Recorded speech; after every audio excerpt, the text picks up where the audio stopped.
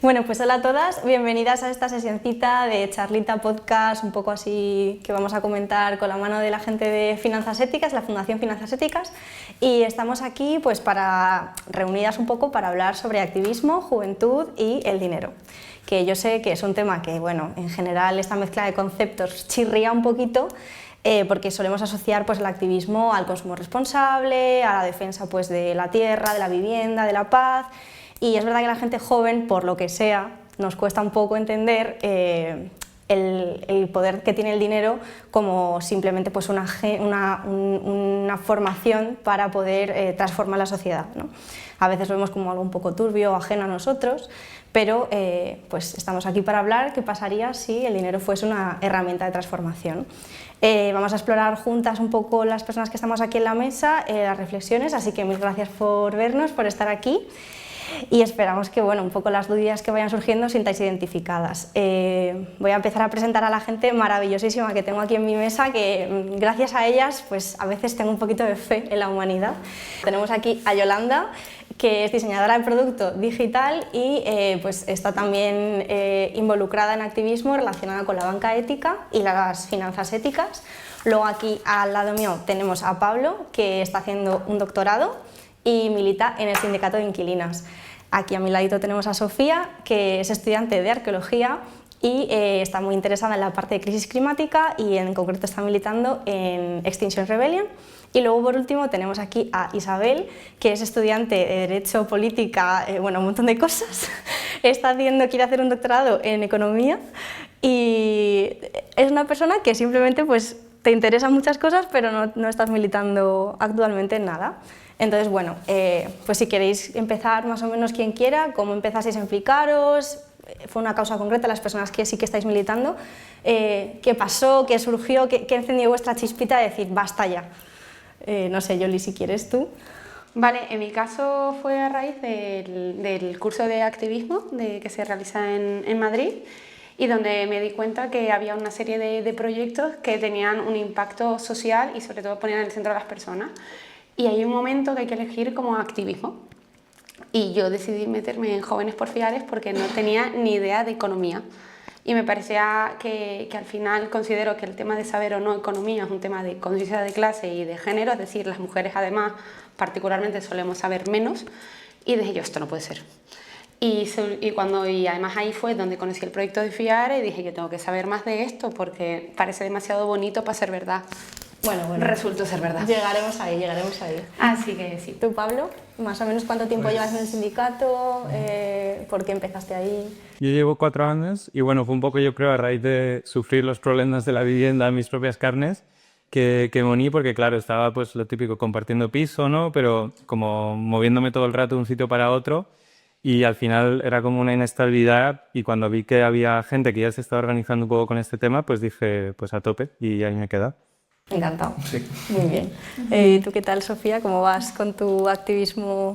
¿Cuánto tiempo llevas? Pues yo llevo 2 años en Rebelión Extinción. No he estado igual de activa en todo momento, pero bueno, me metí porque llevaba mucho tiempo como ignorando la ecoansiedad y mis preocupaciones generales del mundo, aunque sí que había sido un tema que siempre me había rayado pues viendo documentales y informándome de cosas, y finalmente pues dije, tengo que hacer algo o al menos encontrar un grupo de apoyo con el que llevar esta ecoansiedad. Pues sí, porque la verdad es que se lleva mucho mejor en grupo y 1000 veces mejor. Muy bien, pues nada, vamos a empezar a abrir el primer meloncito de la charlita de hoy. Cuando pienso en mi relación con el activismo muchas veces y en la relación que tiene mi activismo con la vida me viene esa frase maravillosa de la señora Bell Hooks en los años 60 que decía lo personal es político, pero entonces no sé, a mí me surge muchas veces la pregunta de qué significa eso hoy para nosotras, o sea, para mí en concreto significa que podamos, aunque muchas veces el capitalismo nos lo ponga súper difícil, tenemos de verdad la capacidad de influir en el sistema, tomar las decisiones, entonces me gustaría saber un poco para vosotras cómo atraviesa el activismo en vuestra vida o simplemente la conciencia que tú tengas sobre un tema en vuestra vida, en qué aspectos, qué os ha aportado, qué no, así más o menos en general. Podemos hablar más en concreto ahora. A mí es que me gusta, a diferencia de ti, a mí me gusta la conciliación porque me parece la prima buena de la coherencia. Pero qué profunda estás hoy, o sea... Yo soy así. No, me refiero porque parece ser que cuando te implicas en algo, tienes una serie de ideales, ya tienes que ser coherente con todo. Y al final, has hablado tú de la ansiedad, pero al final empiezas a ver y hay tantos melones por abrir que se están abriendo todo el rato, que si el medio ambiente, que si tienes que consumir de ropa de kilómetro cero y la fast fashion, que si la comida tiene que ser de ecológica, y entonces al final la coherencia te puede ahogar, pero la conciliación te puede dar herramientas para poder actuar. Es decir, si quieres ser coherente tienes que serla 100%, pero conciliar pues, simplemente es encontrar el equilibrio. ¿Sabes? Al final, por ejemplo, en el tema por ejemplo, de que yo estoy metida más en el tema de finanzas éticas, de repente es como, de repente, no es tan sencillo pasar a pasar todos tus productos o tus cuentas de repente a un banco, y más siendo joven, porque al final hay bancos que pueden tener productos más atractivos, pero financian conflictos bélicos. Y dices tú, ¿qué hacemos ante eso? Pues conciliar en ese sentido de, bueno, pues me meto en un grupo de acción, o me intento informar, o voy a charlas, me implico en el barrio vecinal y me apunto al sindicato.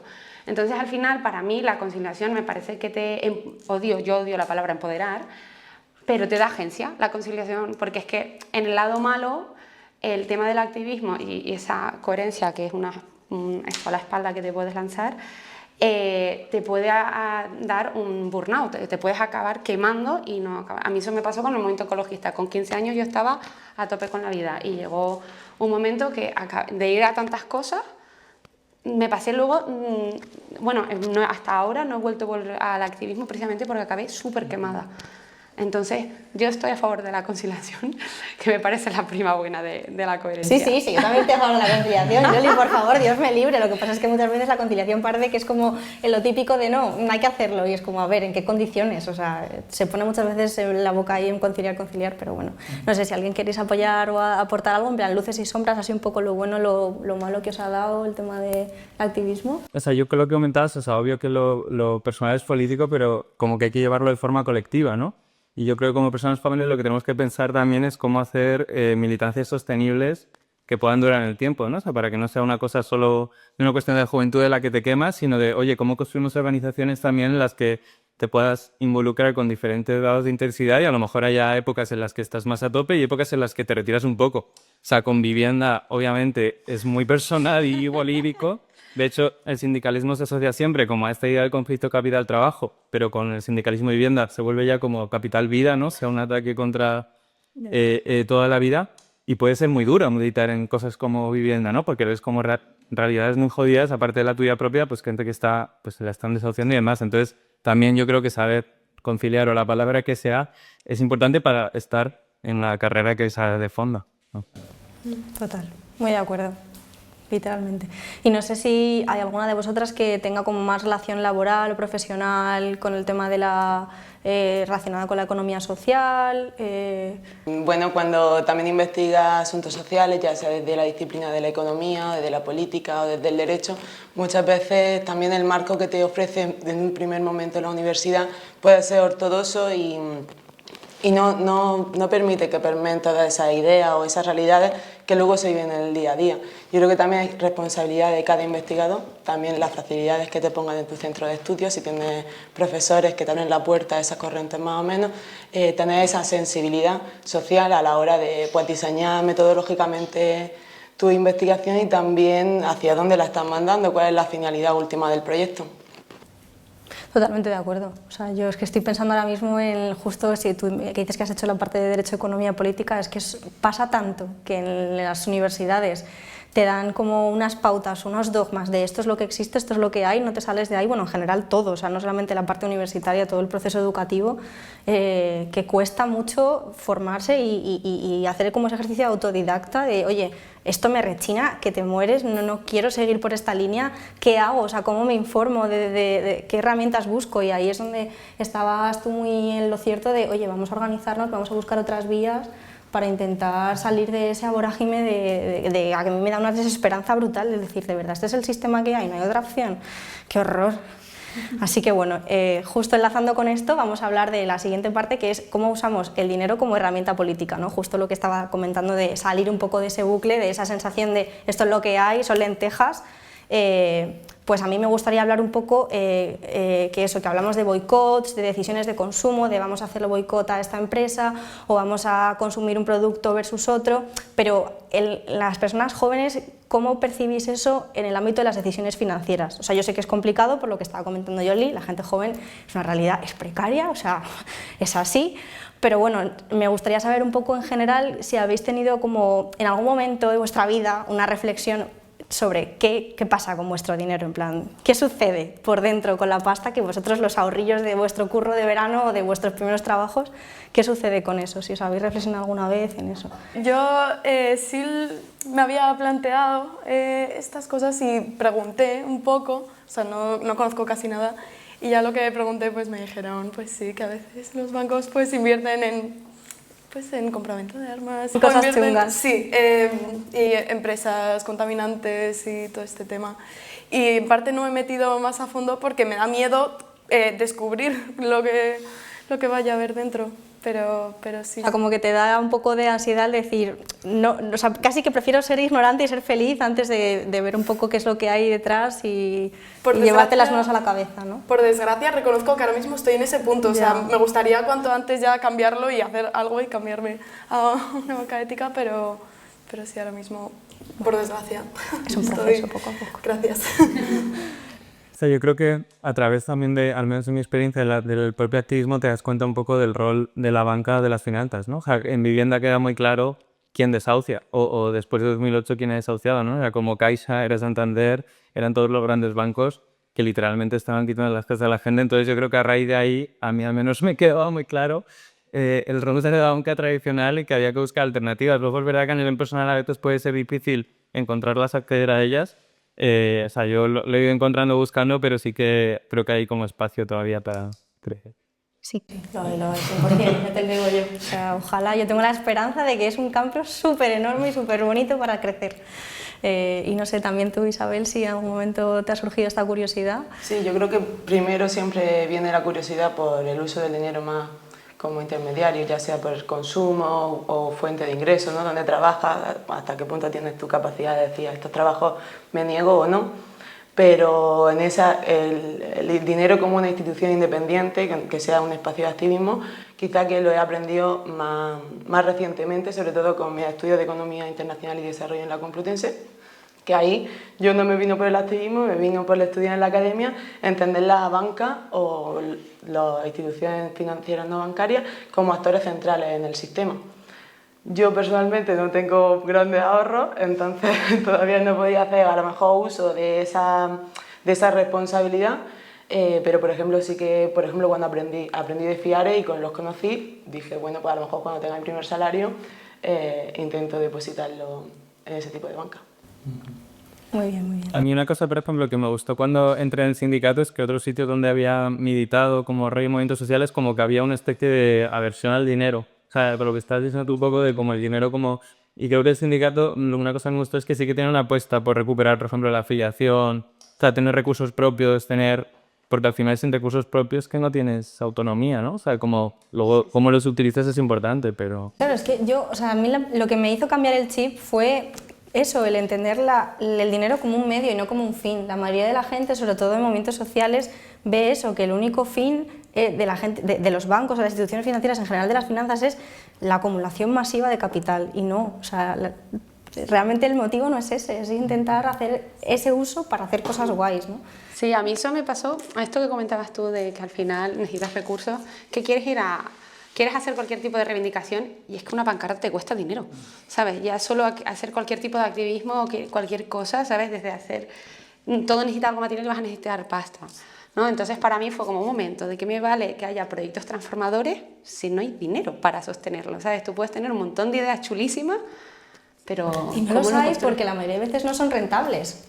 Bueno, eso es otro melón. Claro, claro. Sí, y así hablamos del dinero como sinónimo de rentabilidad, ya abrimos ya otro melón bastante aparte, que ya te dice, vale, volvemos a lo mismo, como fin o como medio. Sí, pero yo lo que quería comentar también, aparte de lo que comentaba, de que al final el dinero te define la realidad material, es también el concepto de que las finanzas son neoliberales porque el enfoque es neoliberal, volviendo a lo que has dicho tú de la rentabilidad. Entonces, por ejemplo, yo cuando descubrí las finanzas éticas fue, espera un momento, no es que solo hay una manera y la única manera es el neoliberalismo, es que realmente se puede hacer desde una manera muchísima más, con una conciencia más ambiental o evitando, por ejemplo, los conflictos bélicos, que parece que es inamovible, es imposible no invertir en conflictos bélicos. Hay una persona, nunca mejor dicho, con una pistola en las centrales de los bancos en plan de invierte en armas, cariño, que es que si no, no va a ser. Entonces, de repente, darle la vuelta a las finanzas, es decir, que es que a lo mejor, chavales, no tiene por qué ser neoliberales, que se pueden construir. Es un área que se puede construir y que se puede redefinir. Y entonces para mí cambia completamente el concepto y el papel que tiene el dinero para mí. Claro, o sea, tú al haberte entrado de repente, persona que no tiene ni idea de economía, que no tiene ni idea de finanzas, de repente entras en Jóvenes por Fiare, o sea, ¿cómo lo viste desde dentro? ¿Qué fue lo que te cambió? ¿Cómo podrías explicar tú realmente lo que son las finanzas éticas? Una persona que no ha tenido conocimiento en finanzas. Vale, a ver, una cosa es Fiare y otra cosa es las finanzas éticas. Fiare al principio cuando los conocí dije, mira, menudos idealistas, ¿sabes? Yo pensé, y luego te das cuenta que el proyecto tiene 10 años y que en total tiene 25 años y es que además te das cuenta que un montón de cooperativas de vivienda de cesión de uso que se han construido gracias a este banco porque no era rentable, había proyectos que se hacían por un interés político. Y entonces y dije yo, wow, ¿y todo esto en realidad dónde estaba escondida? Y te das cuenta que hay un montón de proyectos chulísimos que al final, como no tienen tantos recursos, no se pueden dedicar a hacer el marketing que hacen ciertos bancos multinacionales a decirte por la tele lo eco-friendly que son y lo bueno que son para las personas. Porque el dinero que tienen, los recursos que tienen, lo están ocupando en hacer cosas. Entonces, cuando yo llego allí, para empezar, fue la sorpresa de entender todo un ecosistema que hay en la economía social y solidaria de un montón de proyectos, desde cooperativas, desde empresas, desde apoyo a mujeres con violencia de género, de integración social, de ropa. ¿Sabes? Yo aluciné y dije, resulta que hay más idealistas de lo que yo pensaba. Y luego, por otro lado, el tema de las finanzas éticas, al principio para mí era un oxímoron, esa figura retórica que una lee ahí y dices tú, qué bonito, poner dos palabras en contraste y qué bien te queda, pero que no lo usas nunca.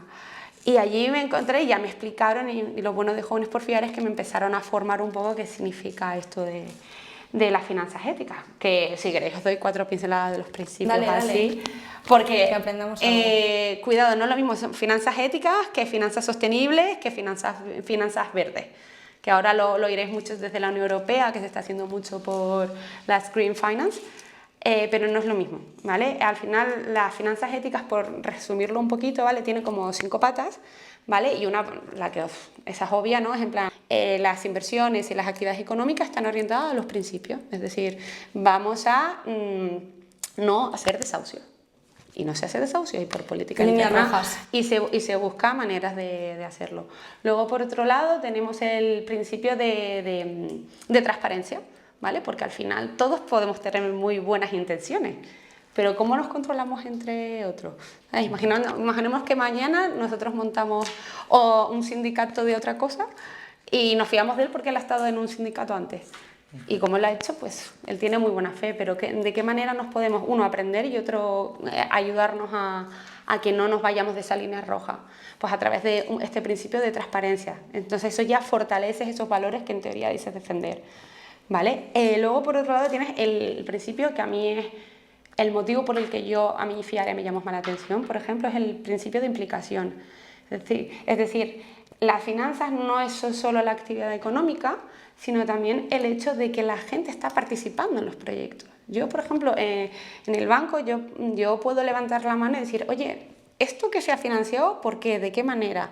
Y hay una explicación, hay una trazabilidad que se puede tener, o directamente participo en el banco, si sale una comisión por ejemplo, la comisión ética, yo podría participar y me forman y lo hago.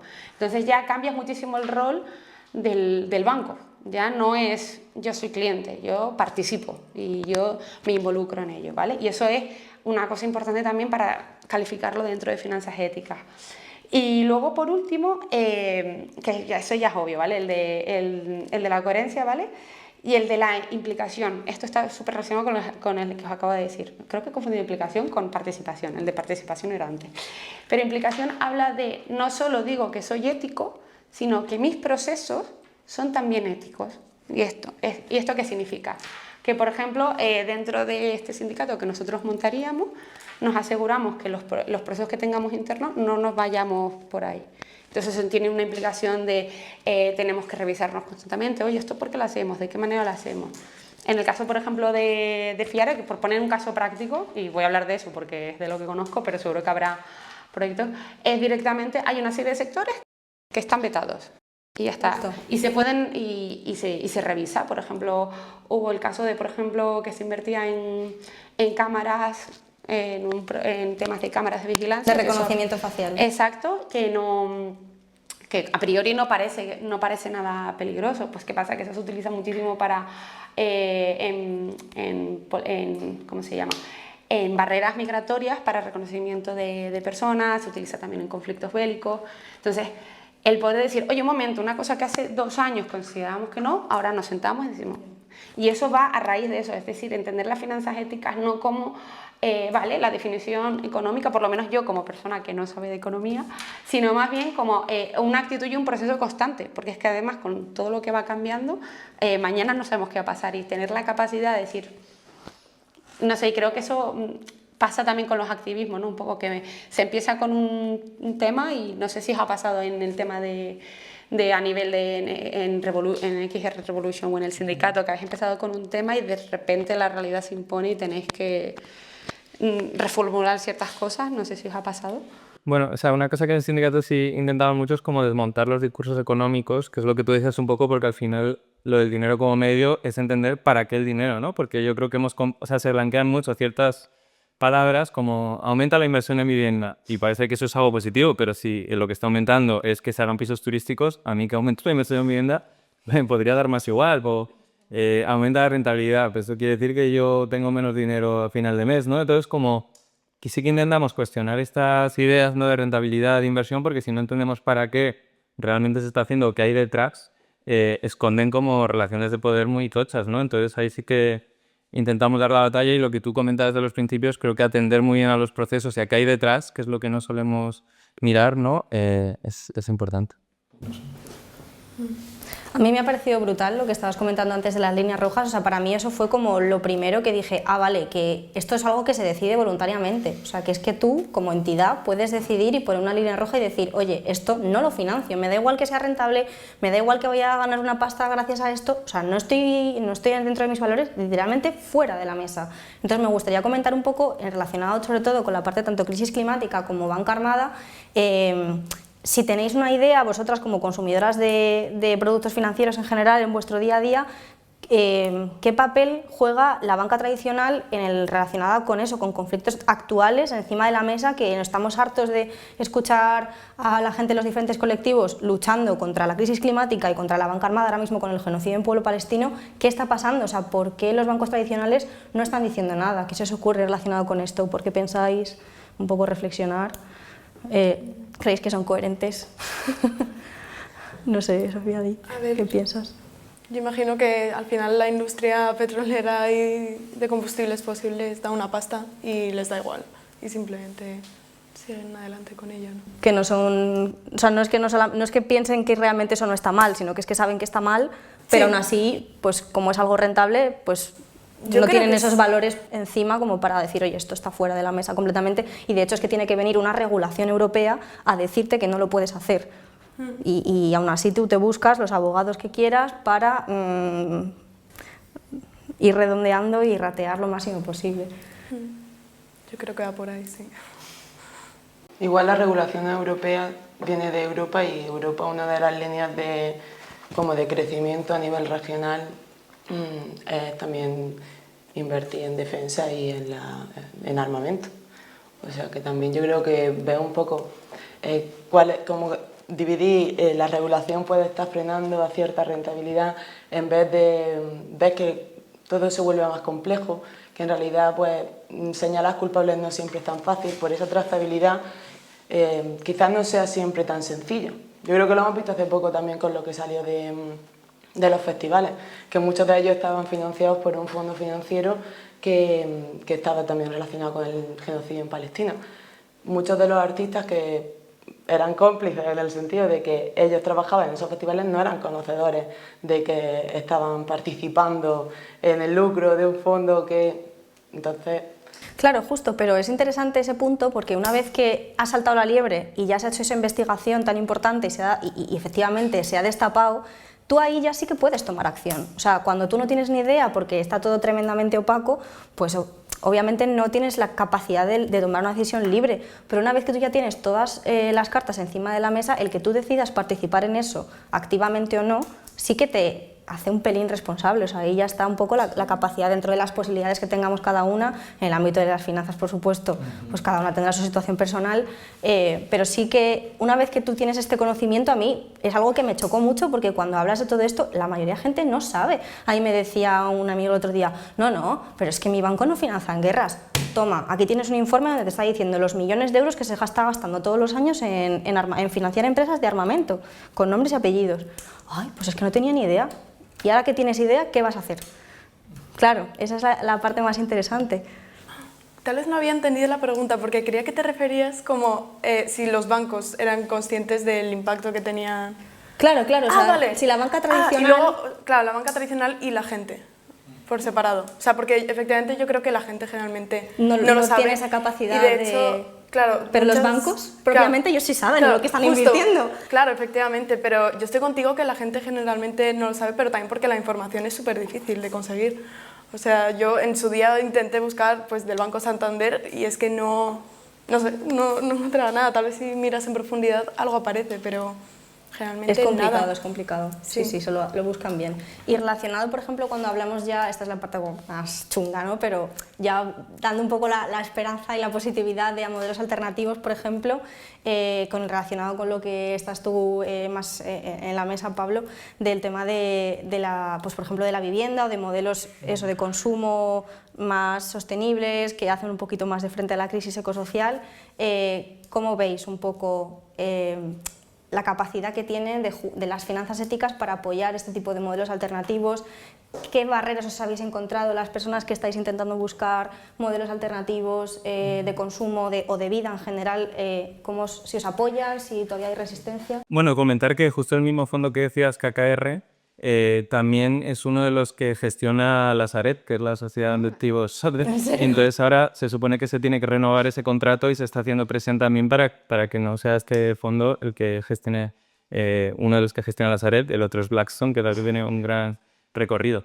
Pero con lo que comentaba sí que desde el sindicato llevamos ya como un año pensando en alternativas de vivienda y de hecho hemos tenido reuniones pues, con FIARE, con COP57 para pensar en modelos alternativos de vivienda, en cooperativas en cesión de uso, pero no a lo mejor como se han hecho hasta ahora, que era pues comprando un solar, construyendo desde cero y con costes muy altos, entonces un poco a lo mejor inaccesibles, sino por la idea de utilizar los conflictos que ya tenemos, en plan los bloques en lucha que llamamos, bloques de personas inquilinas que están resistiendo porque les quieren echar, y intentar comprar el edificio mediante la presión a un precio más reducido al que sea el propietario para transformar en una cooperativa, ¿no? Entonces, como que estamos empujando esto. Hay un caso que es San Ildefonso aquí en Lavapiés, se intentó hacer en Casa Orsola en Barcelona, que al final, bueno, lo compró el ayuntamiento y se metió ahí, pero que sí que estamos explorando y yo creo que la alianza tiene que ser súper cercana entre finanzas éticas y sindicatos de vivienda, porque aunque haga falta también soluciones estatales de expropiación, bajada de alquileres y demás,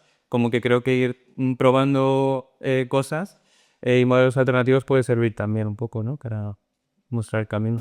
Totalmente.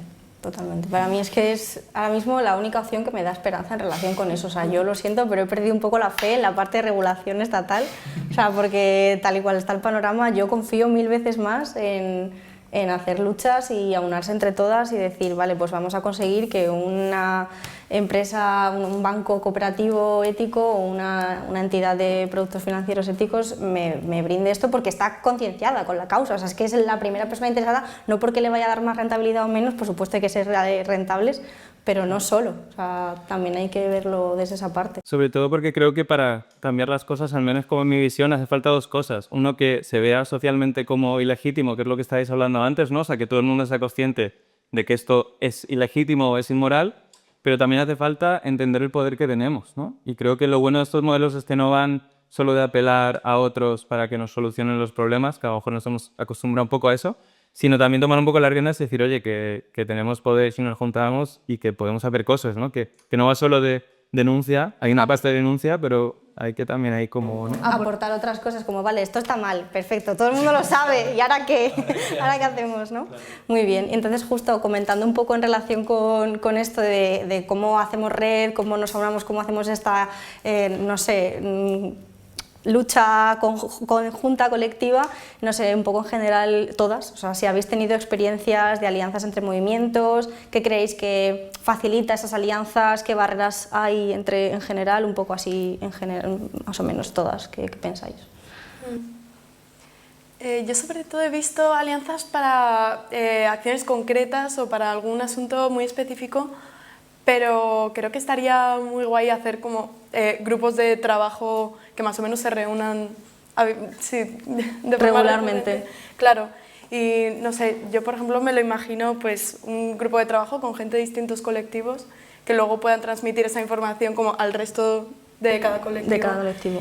Y si es posible, por ejemplo, pues tener roles rotativos y que todo el mundo pueda... Pero eso es en el imaginario, o sea, Claro. ¿alguna experiencia así real de algo que digáis, jo, esto pasó y fue súper chulo y nos encantó la situación, un poco así?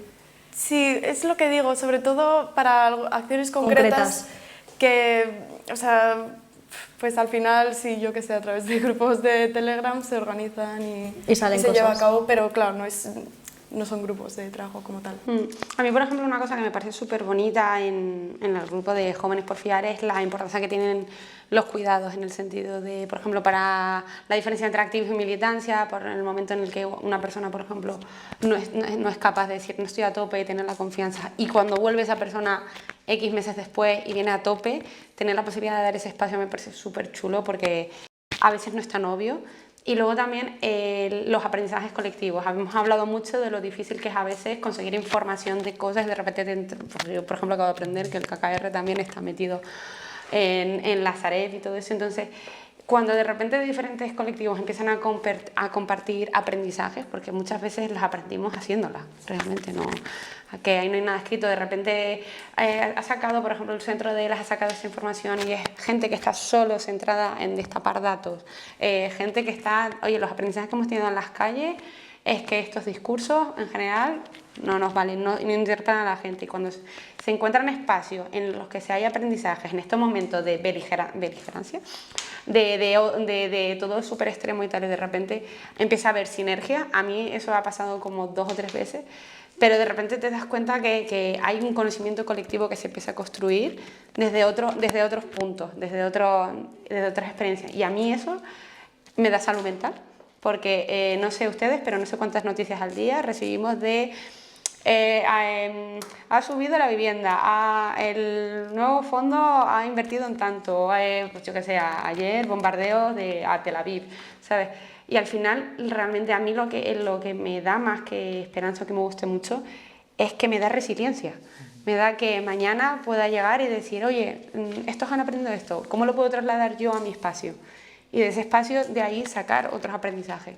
Y eso ha pasado 2 o 3 veces cuando, por ejemplo, compartimos una charla con X Rebelión hace casi 1 año y medio, 2 o así, y de repente te das cuenta que hay otras maneras de crecer en ciertos espacios y maneras que se nos dice constantemente que no, que esto ya está hecho, ya está todo inventado. Entonces, yo recuerdo ese momento de cuando empiezas a juntarte con gente que viene de otro sitio y empiezas a unir puntitos y dices tú, eso da gustito. Yo creo que para lograr esto, o sea, yo creo que los centros sociales siempre han tenido como un rol de encuentro, como de gente de diferentes afinidades y como trayectorias.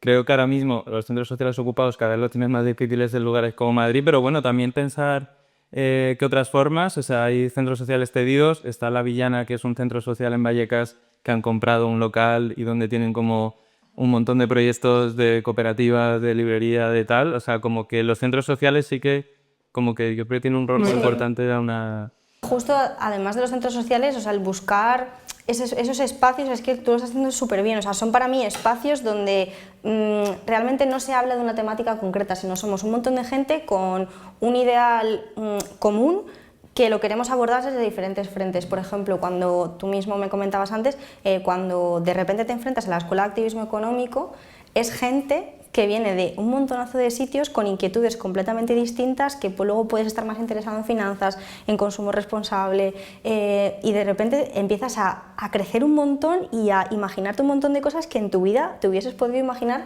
si no hubieses estado metida en ese tipo de espacios, efectivamente. O sea, para mí la clave fundamental es eso, es vete a donde sepas que hay gente que habla de cosas que te interesan y ya está, y empieza a preguntar y a hacer mil cosas.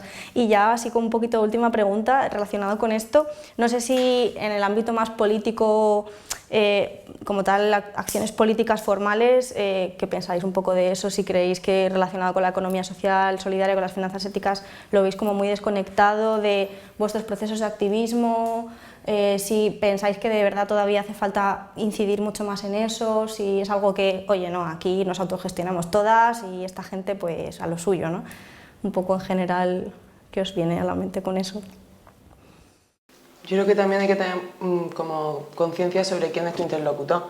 Muchas veces se hacen peticiones a un nivel equivocado, no están las competencias en la administración frente a la que te están manifestando, o ni siquiera es una administración pública a lo mejor la persona a la que le tienes que pedir. Y es en una empresa haciendo boicot en frente de supermercados u otra forma. O sea, es verdad que manifestarse a Pedro Sánchez está muy bien, pero Pedro Sánchez no tiene la llave de todo. Entonces esas relaciones con la política formal yo creo que pasa también un poco por conocer cuál es el diseño institucional, qué competencias están en la Unión Europea, qué se está decidiendo a nivel europeo y qué formas de organización de movimientos sociales pueden hacernos llegar a esos espacios que a lo mejor son menos democráticos que a nivel estatal.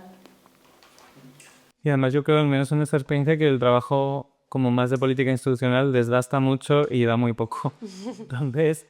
aprendizaje, ¿no? Sí, aprendizaje pasado.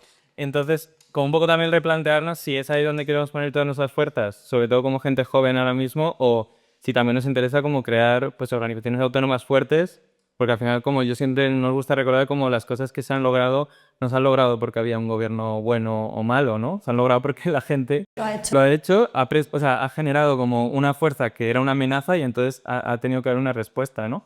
Entonces, nuestro enfoque es un poco desde ahí, ¿no? Desde que nos vean como tal la amenaza y que tengan que hacer algo, ¿no? Pero es difícil porque, bueno, no sé con el resto qué experiencias tenéis, pero puede ser muy desgastante y dar muy poco, un poco que... Sí, no, y luego también hay que tener... Me ha gustado mucho como has dicho, que hay veces que se manifiesta y hay veces que no sabéis para quién, y por eso curros como de investigación, como se han estado haciendo últimamente para destapar las relaciones, importante. Pues por ejemplo, tenemos al gobierno diciendo no vamos a comprar más armas a Israel. Y esto de ayer leyendo un informe que hay casi 9.976 millones de euros hemos exportado, y no pone Israel, muchas veces pone particulares. Entonces, técnicamente no están importando, Israel no aparece en ningún lado, pero siempre se encuentra la maña a nivel legislativo, así que creo que la parte esa de poder desde las calles o desde organizaciones y no esperar a que vaya a pasar en los pasillos, importante, porque muchas veces en esos pasillos se pierde la realidad. Es decir, las personas que están ahí vienen de realidades o están en realidades que a lo mejor ni les va ni les viene, es decir, que probablemente vengan o muchas veces de universidades privadas, vienen de ciertos másteres donde se da ciertas élites intelectuales o de acceso económico, que hay realidades que no la ven. No se imaginan que eso es posible, no lo ven como un problema. Entonces creo que tener la capacidad de poner en el debate, en el marco social, decir, oye, es que esto está pasando y hay que solucionarlo, nos pongamos como nos pongamos. Para mí el mayor ejemplo es el de la vivienda, que está muy bien, somos un país históricamente viviendo el turismo, vale, perfecto. ¿Qué hacemos? Tenemos que empezar a darle una vuelta a esto porque ya nos está afectando a no poder ni vivir aquí. ¿Cómo lo hacemos? Y el hecho de tener la capacidad de coger y no dominar el discurso, pero sí poder intervenir en el discurso social, a mí me parece que es una cosa que no debemos perder desde la comodidad de el gobierno es bueno, el gobierno es malo. Bueno, vuelvo a los principios de las finanzas éticas. Hay una parte que es la parte de implicación y participación, que es lo que hace que los proyectos éticos sigan siendo éticos, no la teoría de la cual beben. Entonces, creo que me he enrollado un poco, pero No, total, para es que mí es así. es eso, que uno no va a ser social si no está continuamente pendiente de en dónde está impactando y a quién está señalando. No, y además es que para mí es justo esa doble vertiente, o sea, es súper importante de la denuncia y la crítica y la protesta, pero muchas veces en toda esa fuerza y todo eso que se está, el desgaste de esa protesta, que por supuesto es súper necesaria, si también toda esa energía la difurcas en, vale, estamos protestando, pero estamos creando un modelo alternativo, o sea, hay alternativas a esto, están aquí, funcionan, y cuanta más gente atraigamos a todas esas alternativas, más rápido y mejor va a cambiar el sistema, ¿no? Entonces, un poco ahí, por ir cerrando como del concepto que a mí se me viene a la mente un poco de todo esto que estamos hablando, efectivamente el activismo es mucho más que protestar, o sea, es también crear alternativas, es hacer grupitos y aunarse, ir con tus amigas, con tus amigos y quejarse de la vida, pero también buscar soluciones, ¿no? Y aunque muchas veces de la parte más financiera, económica, del dinero, lo podemos ver como algo malo, si se usa bien es una herramienta de transformación y de cambio brutal y precioso, y entonces para mí, desde las finanzas éticas, lo más importante siempre es trabajar y visibilizar que hay otras formas de hacer economía y otras formas de hacer un modelo económico que de verdad es solvente, es rentable y es posible, ¿no? Entonces para mí es eso, o sea, como que siento que desde la parte de tanto de Yoli, que lo ve desde el día a día del grupo de jóvenes, como de vosotras que no estáis tan implicadas pero que bueno, ya me estáis contando cosas, como que para mí sí que lo veo como que de verdad las personas jóvenes tienen muchísimo potencial porque somos ya personas concienciadas, somos gente que hemos crecido en un mundo donde literalmente nos están diciendo, oye, que vas a vivir fatal de aquí a unos años por el calor, por la vivienda, por los sueldos precarios, ¿no? Entonces es como, tío, vamos a hacer algo, en plan. Y para mí como que lo primero que se me iluminó fue, vale, y además de hacer algo, voy a coger mi dinero y voy a multiplicarlo por 1000 al hacer como esa capacidad de transformación con lo poquito que vaya teniendo, ¿no? Así que pues no sé si queréis añadir algo más, en general vosotras algún comentario más, alguna inquietud, algo queréis decir. Bueno, pues no sé, esperemos que os haya gustado mucho esta charlita, compartirlo con vuestras amigas, amigues, amigos, si os ha gustado, y pues 1000 veces gracias por estar aquí y que esperemos que os haya aportado un poquito sobre el tema de las finanzas éticas y cómo lo vemos desde los activismos. Muchas gracias.